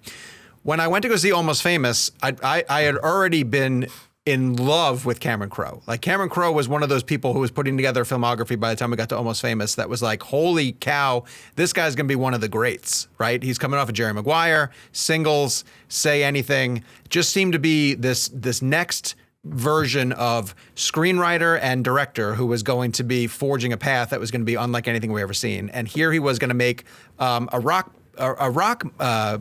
comedy drama, kind of based on his time at Rolling Stone. And I went into Almost Famous in the back of my mind thinking I was going to connect with Billy Crudup's character and Jason Lee's character, and I was going to be into the story of the band. And I couldn't wait to see how Cameron Crowe was going to do this aesthetic of the 70s grungy rock band, because I love that type of music. And I was transitioning over into punk, but I still loved that scene. And it wasn't until like a first half hour where I was like, oh shit, I'm William Miller. I'm not those guys. I'm Patrick Fuga's character. And I'm the one who's going around and documenting all of this. And I'm living vicariously through these guys. And it was the moment that hit me, because by that point I was already like taking notes in movies and trying to figure out how to become a journalist, that when the band starts to play and he starts writing notes and Penny Lane takes his hand and just puts the pad down of like, hey, stupid, live in this because there's a lot of great stuff happening. And I was like, oh my God, that's me. And then from that point on, the rest of that movie was just different. It became a different movie from where I sat down to. And it was such a beautiful experience to watch those characters go through those transitions, to see Russell go from the rock god to be torn down to be just a regular person. So when he finally gets his interview at the end, it was great closure for each of those characters. I love Jason Lee as a performer. I just think Jason Lee is tremendous. I think he is one of the best screen presences ever, whether he's doing something stupid like My Name is Earl, or he's in the Kevin Smith movies. He's brilliant as a lead singer of Stillwater. And it's just, I think Cameron Crowe nails. What's the line? It's like, I find the one vibe. person that's not getting off and I make them get off. Yes, exactly. And of course, I didn't even mention it, but the Philip Seymour Hoffman scene, probably the greatest thing Cameron Crowe has ever written or will ever write, that his character. And so Lester Bangs, obviously. Yeah. And it hurts me that Cameron Crowe to me has fallen off as hard as he did after such a really strong beginning. It like starts Coppola. with me. What do you think it is? Is it like a writer's block or what? I mean, what do you think it is? I mean, I actually kind of like Elizabethtown, to be honest with you. I liked it. Aloha, there is no defending. Aloha's terrible. And We Bought a Zoo doesn't even feel like his movie. He didn't even write it. But he did do Vanilla Sky, and you could just do a mic drop. Oh, I after love that. Vanilla Sky. Vanilla Sky's really good. All Cameron Crowe had to do movie. was make Vanilla Sky and go, boop, drop the mic. That's all you need, man. That movie's Fair masterpiece. enough. I think those early movies were very personal to him, and I think, when you write personal, you just eventually going to run out of things to pull out of your own well, right? Like, I guess, I don't know. I don't know, but I'm thrilled that Almost Famous exists. And when I looked over the list of 2000s movies and saw it, the minute I saw it, I was like, oh, that's gotta be. I often tell people that I think if Almost Famous and Up in the Air had a baby, that would be my life. Like that's my existence. It's traveling the world, interviewing your heroes, but flying way too much and that having an impact on your personal life. Right. And aren't both of the messages for each of those movies, don't meet your heroes and don't spend so much time on the road? Yep. So I listened really well. Didn't you just get the Million Mile thing? Yep. Did Sam Elliott come out? Sam Elliott came and sat down right next to me.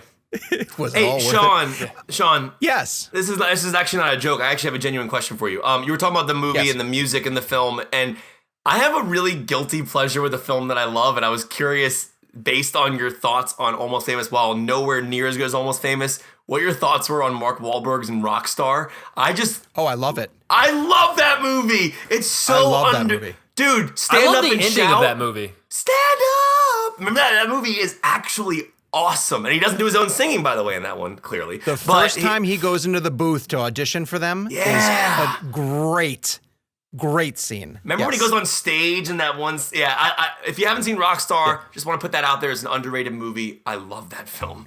Sorry, It's terrific. All right. Thoughts were on it. Yeah. Audience picks from the 2000s blend. Griffin Schiller weighed in and said Casino Royale, arguably the best.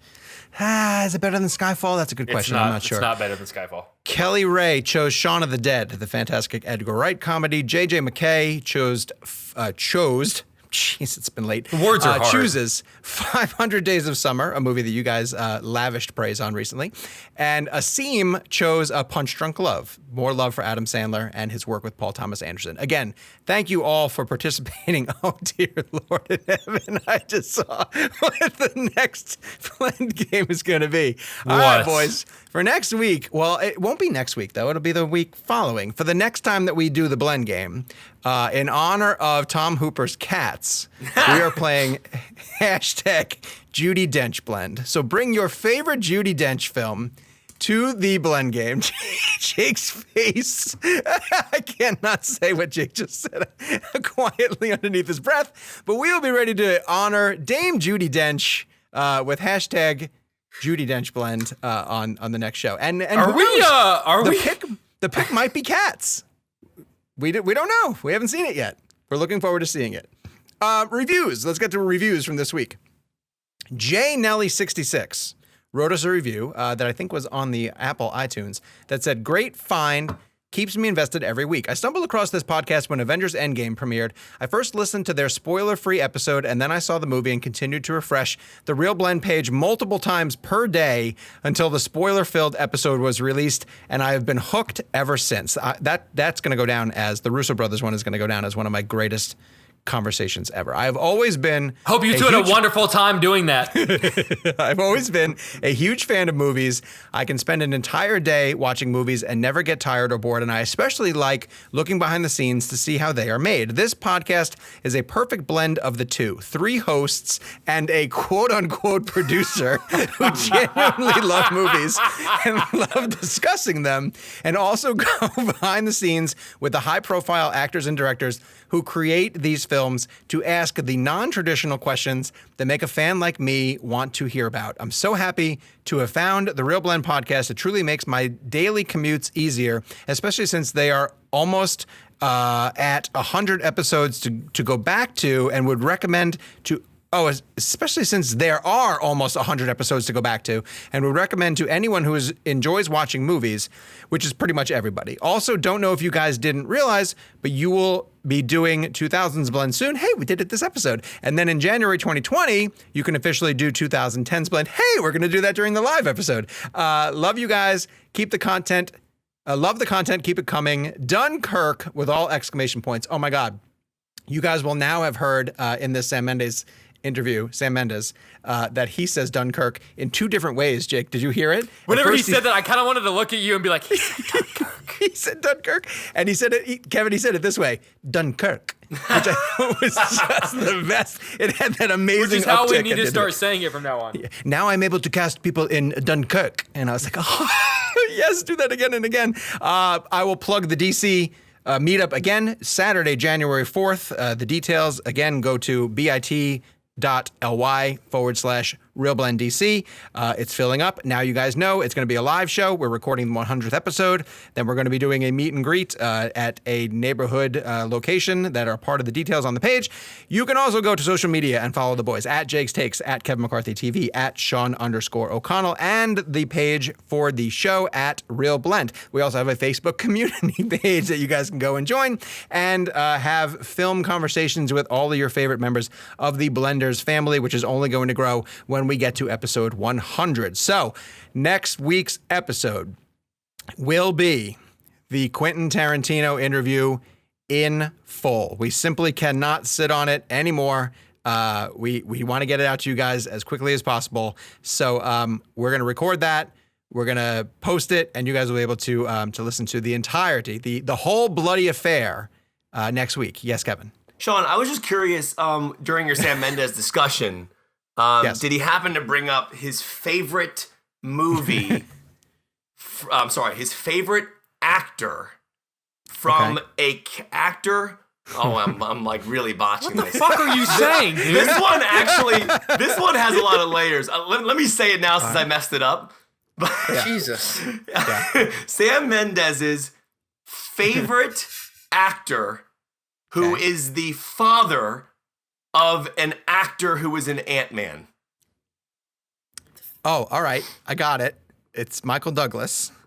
No, it's Kirk Douglas. Kirk It's Douglas. Dunkirk Douglas. Yes! There we go. All right, sorry. That one was like... Okay, I had to I'm sorry. really The payoff get there. was not worth the Yeah, setup but I of got that it. one. Dunkirk Douglas. I gotta say that you hit a high note with me with Blendes, That was but now good. you hit a low note with that. But sometimes it's just better just to find the way there, right? Like that's even sometimes better it's than not though.